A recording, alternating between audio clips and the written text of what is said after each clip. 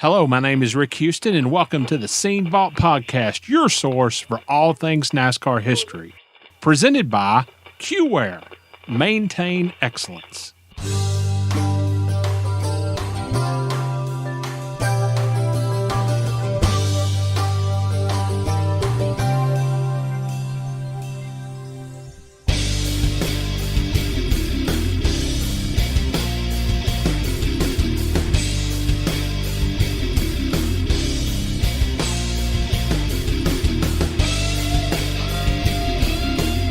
The day NASCAR and all of us associated in any way with NASCAR forget its past, that's the day we don't have any future. Well, there's Talladega, 1996. Now, can you take us through that day? What do you remember?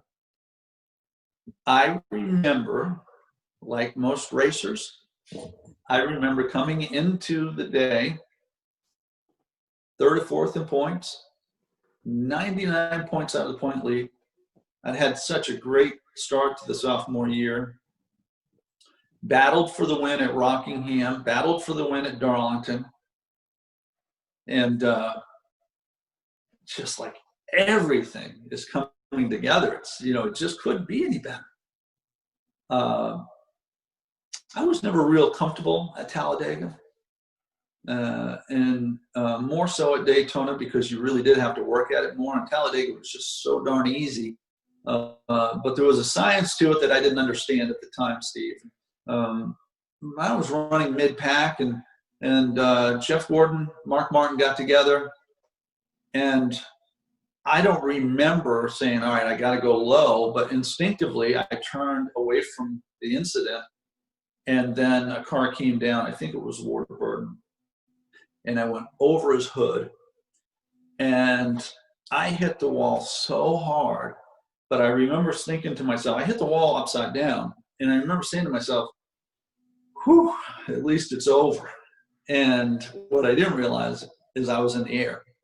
Wow. Now, I don't remember anything after that until waking up.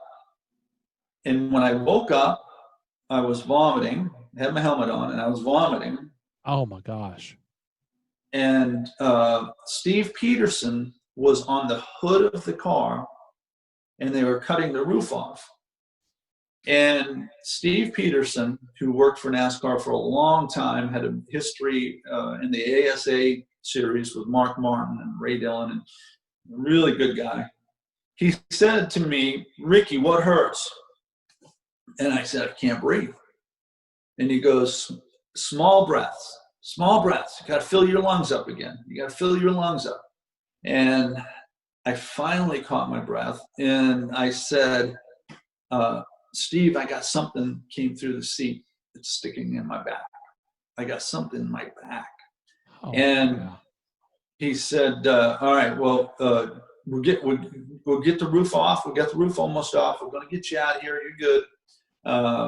And he said, maybe a couple minutes later, he said, Ricky, there's nothing in the seat. Maybe a bolt came through the back of the seat or something.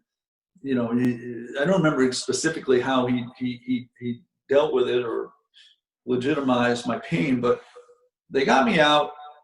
Nothing came through the seat. They flew me to Birmingham, and I had a compression fracture of my T3 and T4 vertebrae. And that sensation, it wasn't the worst pain I've ever had, but the sensation was exactly as I described when I woke in the car. I said, Steve, I got something penetrated the seat. Something came through the seat and it's sticking in my back. That's what it felt like. And I had a concussion, but more importantly, it really kind of had really the rest of the year, but several months, it disrupted the whole season because I was racing in pain. I wasn't sleeping. I just wasn't effective after that. It took me a long time. Well, in the middle of all that, at some point, a conversation gets started with Hendrick Motorsports, and you've talked about your relationship with Jeff Gordon in the Busch Series and the relationship with DuPont and everything. Is that kind of what opened the door at Hendrick, your relationship with Jeff? What actually opened the door was I had such a strong relationship with Larry Hendrick. And he offered me essentially a lifetime contract. I know that sounds like a stretch, but you can go back and look. It really existed. And in large part because we had such an incredible start to my sophomore year. We won Rookie of the Year in 95. We had a great start in 96. And I think we both believed that the sky's the limit. Early in that year, we recruited some talent from up north. Tommy Baldwin was among them, and Tommy Baldwin came down, joined us, and he had a very, very big impact, positive impact, influence on the team. And Tommy had left to go start a program for Tony Stewart and Harry Ranier, like a 15-race Busch Grand National opportunity. And Tony was just dabbling with NASCAR. And there were a few other things that happened, and so I never signed a contract. But I heard about 3 or 4 weeks later that Schrader was leaving, and I crossed paths with Ray Evernham, who I was also close friends with, in the garage area of Bristol Motor Speedway. And I said something, and he said, "Are you available?" And I said, "I don't know." I think that was a Saturday night race at Bristol. Yeah, late summer. So anyway, on Monday, the following Monday, I got a call from Rick Hendrick, and then it started this cascade of sequence of events, and which ultimately led to me announcing going to Hendrick Motorsports, but saying goodbye to a close friend and somebody who'd done a lot for me. And it was a very, very uncomfortable time and very awkward time because, to some degree, I knew that I'd let some people down with the 41 team. And on the other hand, I also remembered a lot of advice I had gotten from people I looked up to, which was, you got to take advantage of opportunity. And this was an opportunity I really didn't want to pass on. All right, the Daytona 500. Jeff Gordon wins. Terry Bonnet is second. You are third. 1, 2, 3 finish for Hendrick. I mean, there's champagne, victory lane, and everything. Was that your "I finally made it" moment? I didn't feel that way, but I didn't feel like, all right, I finally made it. But I remember when the race was over, gathering in the driver compound and come to the realization that I just finished third in the Daytona 500, and it was only my third attempt, and feeling as though, okay, I think I really got a good chance at this. I think that this is all materializing as I had hoped. And the first 2 years were, there were some challenges, like with the injury at Talladega, very disruptive, but we really were performing. And then to come out of the gate, my debut with Hendrick Motorsports, third in the Daytona 500. Maybe you're right, Steve. I don't remember actually, having that moment where I said, all right, I've made it. But I suppose I did have that feeling like I was no longer looking over my shoulder. It's like, okay, now I've sort of legitimized my existence. Ricky. Maybe that was a mistake. Ricky, the inaugural Texas Winston Cup race, everybody's complaining about the racetrack, and it winds up biting you pretty hard in practice. What is your earliest memory after the accident? It was brutal. Talladega, I described to you, and everybody watches Talladega to this day because it's on YouTube. And they say, how did he survive? And the fact of the matter is, I wouldn't want to do it again. But I would let that happen to, 2 or 3 times before I ever experienced anything like Texas. And here's why.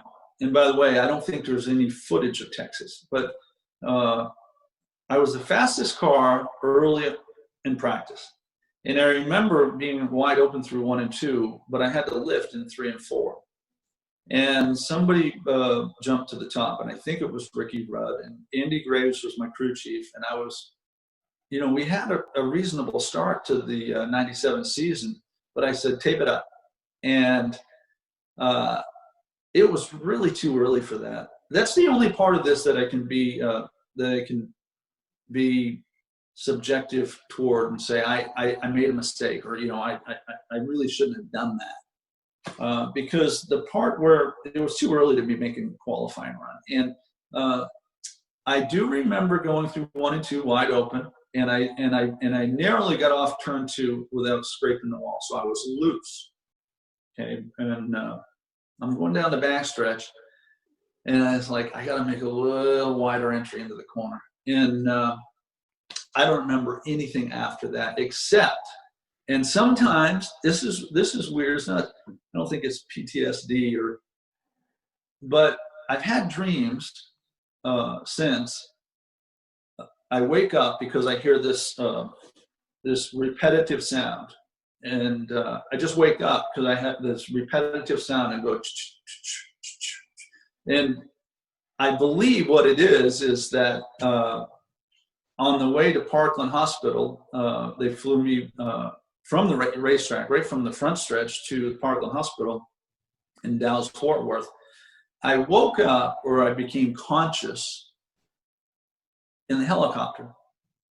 And I have this memory of hearing the prop, the helicopter. Wow. And then it was just like a dream, maybe more of a nightmare. I had to sign my next of kin because I had no family with me. My vision was completely blurred, so I couldn't see anything. I had blood coming from my ear, which, by the grace of God, it wasn't a basal skull fracture, but I had a pretty bad concussion. But I had a cut inside my ear, probably from the impact and the ear mold, and I was beaten up. I had a fractured scapula, but that I have to say that really, really disrupted my career. There was a period of about 3 or 4 weeks where I just really didn't care if I ever drove again, because I was in so much pain and my head hurt so bad, even after I was released from the hospital. So there was a certain immunity that existed before that wreck that no longer existed. Wow. In other words, I never ever thought about getting hurt in a race car, probably before my Talladega wreck.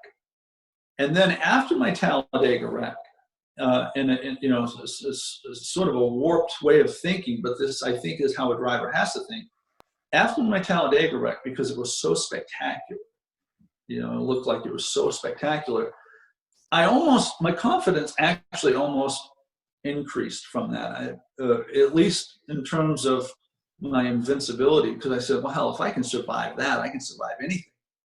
And what I didn't realize is that I hadn't survived the worst. The reason Texas hurt so bad, or the reason it was so detrimental to me, is that I hit concrete at 180 miles an hour, and that abrupt stop, it took a little bit of my life. There's a part of it I don't remember, but I also feel like, very candidly, that I was never as fast after that as I was before. I felt like there was, if I go back to 1991, from 1991 to that point in 97, there were times where I had brilliant speed and, just seat of the pants speed. After the Texas wreck, I felt like I had to be a much more calculated driver. And I didn't compete with that blatant disregard that I think you have to be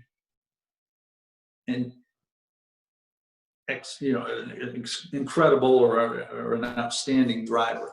I don't know if I ever would have been an outstanding Cup driver, but I can truthfully say that I didn't feel like I was an outstanding Cup driver after the '97 season.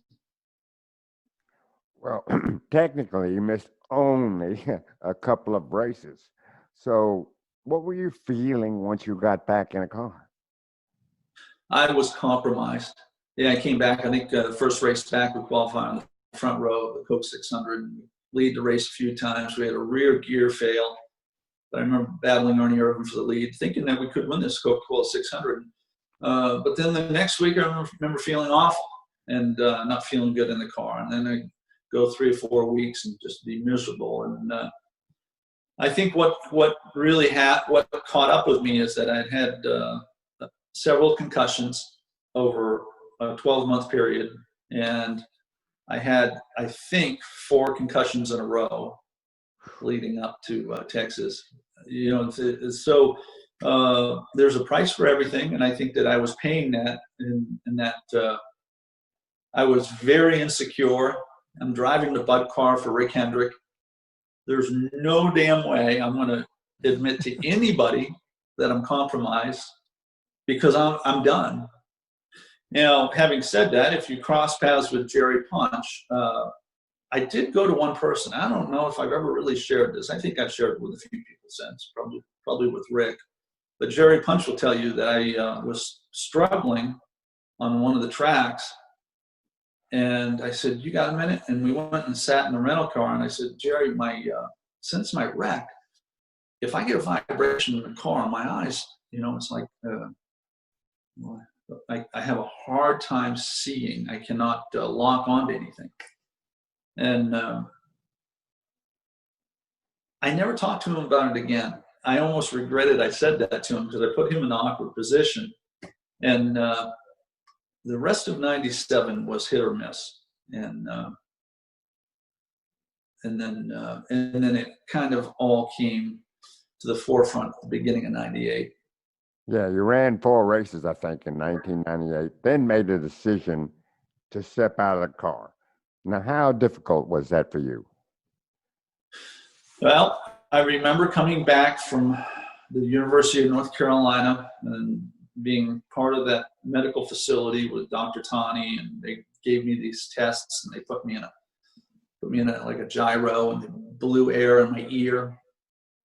First my left ear, my right ear, and I was fine with one, and then they switched ears, and I started to vomit. And they diagnosed me with a vestibular weakness, and I was 100% in one ear, and I was about 42% in the other ear. And I hadn't had a wreck in 1998, those first 4 races. There was nothing that had happened that would have suggested that I injured it was a residual of all what we went through in '97. And what people don't know is that the first person I called was Rick Hendrick, and that was an emotional discussion that he and I had. He handled the way he handles everything, with a lot of grace. Almost immediately, I sold my airplane. I began to make adjustments in my life, because I really, maybe I overreacted, but I really didn't think I was going to be back in Cup racing. Hmm. Ricky, your first race back, you do sit on the pole at New Hampshire, and you do qualify 6th at Indy. But again, things just aren't clicking, and you part ways with Hendrick Motorsports later that year. I can't even begin to imagine how difficult a position that must have been for you. I wasn't strong enough to admit it then, but I can tell you unequivocally that at that point, Rick, my greatest challenge was not the physical element. It was the mental side. I had just listened to so many opinions, and I sort of bought into the idea that, you know, I'm damaged goods, and that my best days were behind me. So, you know, it was not the environment when I came back that I had signed into in the beginning of '97. In the beginning of '97, my confidence was sky high, and there was so much enthusiasm. And most of the people at Hendrick Motorsports, at least it felt almost, you know, universally, that everybody wanted me there. And that wasn't the case when I came back. And I understand it. I even understood it then, but I wasn't comfortable with it. You have people working, you know, all day and night, working so hard because they have a love for the sport. And I think in some of the crew members' minds, they're like, well, okay, we're getting a driver back, but is he 100%? Wow. And on the other side of the complex is a team, you know, the 24 team that is just lighting it up. And who wouldn't be envious of that? And there's so many of those things that I think weighed on me, and I just was not equipped to deal with it. I really wasn't. There are a lot of good people that I've been associated with in my life in racing. A lot of good people. I didn't acknowledge that back then the way I do now, because when you're in the moment and to some degree you're back on your heels and you're sort of fighting for your existence, you don't always see the good in the people. You see, you become very defensive, and you say, you know, what's his objective? Is his objective to help me, or is his objective just to appease me and just get through this? And to compete with that frame of mind, you're destined to fail. So the rest of '98 was, you know, I think it was borrowed time.